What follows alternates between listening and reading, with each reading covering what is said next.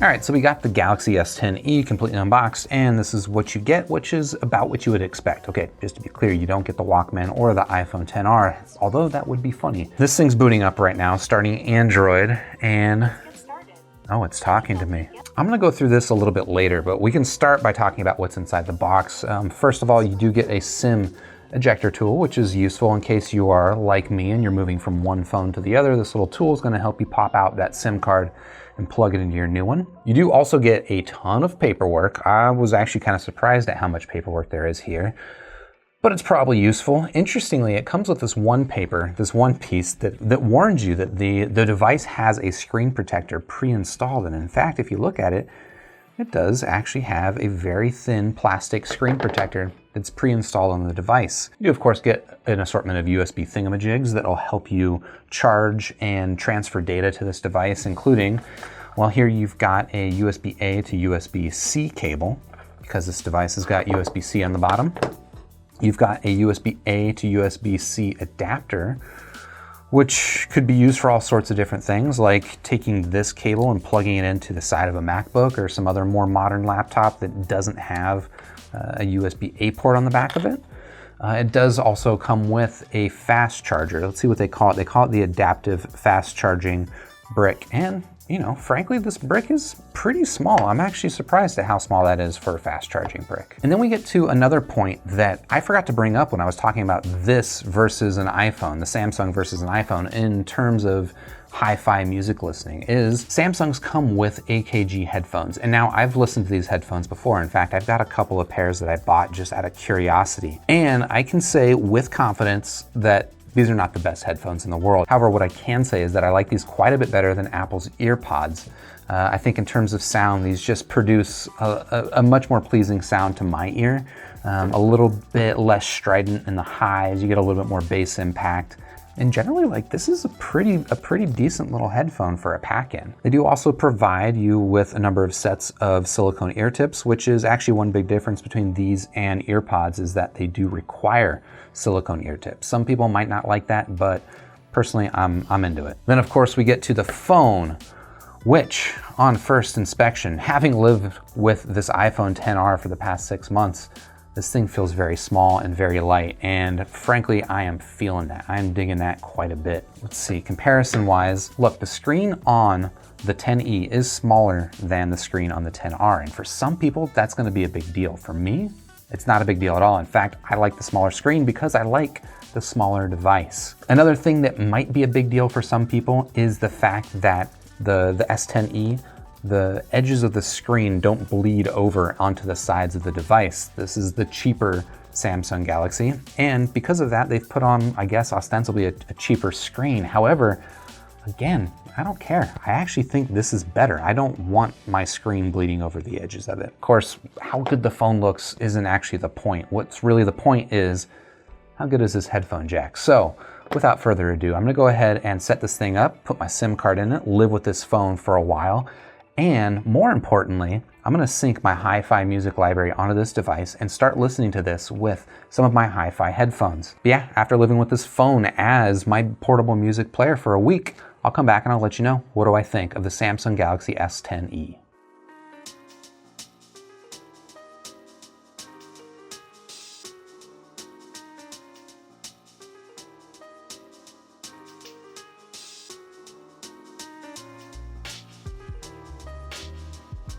All right, so I've been using the Galaxy S10e for the past week as a replacement to my iPhone XR, as well as my Sony Walkman digital audio player. Trying to figure out, is this a good replacement for those things? Can I replace two devices with one and not really give up anything? And the answer in short is, okay, you give up some things, but really this is a pretty compelling package. We can start by talking about the general hardware and the build of this thing, which, look, I think this is a really nice feeling phone. Compared to my XR, I think the size of this is much better for my hand. It's not just, you know, a little bit smaller of a screen. The overall device just feels a lot better in my hand. I think a lot of it comes down to the thickness and the weight. And okay, yeah, those screen dimensions also play a part. There's also the topic of the hole punch versus the notch on the iPhone. And I gotta break it to you guys, the hole punch on the S10e, it's a notch. That said, I don't actually care that there's a notch. It doesn't bother me at all. The only thing that does kind of bother me on the Galaxy, and this is, I would say, a fairly minor issue, but it is an aesthetic issue to me, and it's that the bezels are not the same size going around the device, right? So the bottom bezel is larger than the top bezel, and then the top bezel is a different width than even the left and the right bezels. And maybe that's a little bit nitpicky, but it does make the S10e a little bit less aesthetically pleasing to me than the iPhone. As far as screen quality, this versus the XR, so a lot of people are going to make a big deal of OLED versus LCD, and there are some advantages to OLED, right? You do get nicer blacks, you do get access to an always-on display if you want it, but I've got it disabled and that doesn't really matter to me. What matters to me more is just generally how does this thing look, and it's a good looking screen. It's a little bit higher resolution than the XR screen. Not a ton, but it is a little bit higher resolution. And if you're looking at them back to back, you might be able to tell if you're looking at 1080p content, if you're looking at content that is explicitly defined as 1080p, because this thing will display every single one of those pixels, as long as it's not one of the corner pixels. But otherwise, if I'm just looking at like icons and text and stuff, they both look really good. I would say that the XR screen actually has slightly better viewing angles if you happen to be looking at your phone like this, which that's not very normal, but if you happen to be doing that, the XR screen actually does have better viewing angles. And then I would say that the color on the XR screen is, to my eyes, actually more accurate. I do a lot of photo editing on color calibrated monitors, and those photos, those same photos on the XR screen versus the Samsung S10e screen, I actually think the color looks a little bit better on the iPhone. But really that is nitpicking the screen, and those differences don't matter to me that much. What matters to me more is that the battery life on the S10e is actually really good. I think the battery life on this thing is holding up better than my Pixel 2. It's not quite the battery king that the iPhone XR is. The XR battery, man, that thing is just a champ. But I'm having no problem making it through the day with, still having about 50% battery life left on this thing. And that's pretty good. Like pretty much every smartphone these days, the camera on the S10e is quality. If you've seen the MKBHD's big comparison of a bunch of different smartphones, you know that, look, there are differences that you can pick out between the cameras, but really they're all kind of sufficient at this point, and the S10e is no exception to that. The one thing that Samsung is really doing above and beyond most other smartphones, at least at this point, is they've got access to a wide-angle lens. And I think that wide-angle lens is actually really cool. And it's not just a little bit wide. The wide-angle lens on this thing is actually, I would say, a super wide lens, which is kind of surprising.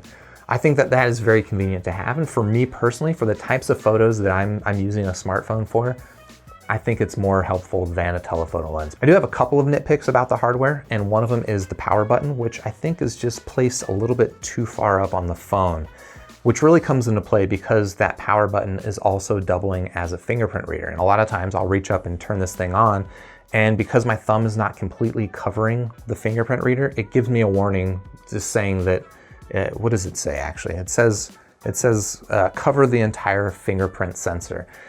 And it makes the unlock process a little bit more fiddly than it should be.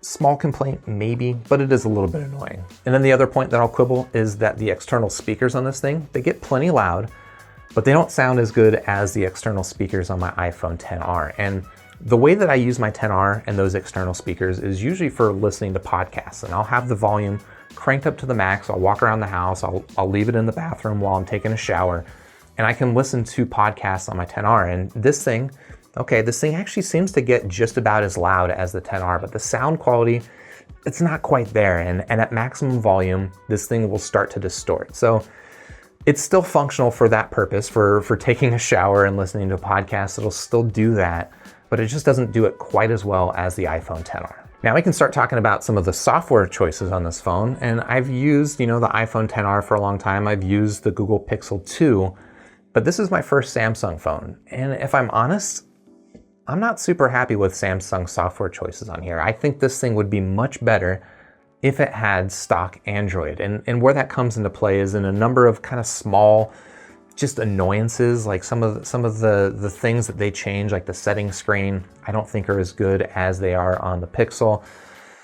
There's a lot of small things that are actually kind of hard to describe, and they wouldn't even be that interesting here in a video, but there are things here that I find pretty annoying. The more obvious thing, however, is that there's a lot of pre-installed software in here that you can't remove. The grossest example is Facebook. This thing comes with the Facebook app on it, and if you don't want Facebook on your phone, well, you got to get a different phone because you cannot uninstall Facebook. Another thing that's kind of annoying about the pre-installed software in here is that the Samsung phone it'll warn you about applications that are using up battery life. And I think that's actually kind of a cool feature. But this thing is warning me about apps that it has pre-installed and that I've never launched and I can't remove. So it's warning me that there are apps on this thing using up my battery life and there's nothing I can do about it. Samsung, get it together. That is Oh, that is really, really pretty annoying. And then on the topic of pre-installed things that you can't really do anything about, you do have this Bixby button that is a built-in button on the device that will activate Samsung's alternative to Google Assistant that I never want to use. I don't want to use it. There have been some recent headlines, telling you that you can remap that button, and it's kind of true, but you are basically remapping it to execute Bixby routine. So even though you can remap this to do something other than launch the assistant that you talk to, you're still using Bixby and you're still limited to mapping it to things that Bixby can do. Fortunately, as much as I find some of those software decisions really annoying, as a digital audio player, as an alternative to a Walkman or an iPod, I actually find the S10e pretty stinking satisfying. And a lot of it comes down to, oh, look at that, we've got a headphone port. So look, I've lived with the Google Pixel 2 and the iPhone XR for the past year plus, and I haven't had access to that. Having a headphone port on the bottom of this device it's so nice for me. And it's a good headphone port. Like, the audio that's coming out of this thing is nice and clean. It gets plenty loud for all of my portable headphones, and there's no hiss coming out of this thing. Even my Sony Walkman has got a little bit of hiss, but here on the S10e, no hiss, just nice, clean, crisp audio. If you're looking for something to power your Sennheiser HD 650s, I might look somewhere else, but if you're just listening to earbuds and in-ear monitors, this thing's gonna get plenty loud for you. As well, if you're listening to Bluetooth headphones, this thing supports all of the best Bluetooth codecs, including aptX and LDAC. And that's just because it's Android. Basically, all Android phones after version 8.0, I think, support all of those codecs, and you get access to them here. There are other reasons that make this an especially good digital audio player, and I covered those in a separate video where I talked about how to convert this thing into a DAP. And if you want the details of that, I suggest watching that video. But basically, look, you are able to expand the memory on this thing with a micro SD card. That's huge. You got a microphone or you got a headphone port. That's huge. You've got the flexibility of Android that gives you access to a lot of really good music playing apps like Pulsar. Again, I'll cover that in the other video, but there's an app that allows you to remap this Bixby button to act as a media play pause button. And that is huge for having a pocketable digital audio player. Having access to a button that will toggle pause play it's massive for me. It's massive for me. And that's actually a reason that I'm happy. Am I saying this? I'm happy there is a Bixby button on the side of this phone. So to wrap this up, if I were to rate the Galaxy S10e out of 5 stars, I'd give this thing 4 stars out of 5. I think as a digital audio player, this thing is pretty convincing. It does a lot of things just as well as my standalone player. It does some things even better. Not everything quite as good, but look, this is a really good music playing device. As a phone, it's got some annoyances. I don't like Samsung software. I wish I could just replace it with stock Google Android. Oh, I can't do that. But at least I still get this really nice hardware that feels great in the hand. It's got pretty solid battery life. And overall, yeah, I'm pretty satisfied with the Samsung Galaxy S10e. If you're interested in checking this thing out, of course, I've got links in the description down below. While you're down there, you can hit the like button for the video if you liked it. You can subscribe to the channel, and then I'll see you in the next super review.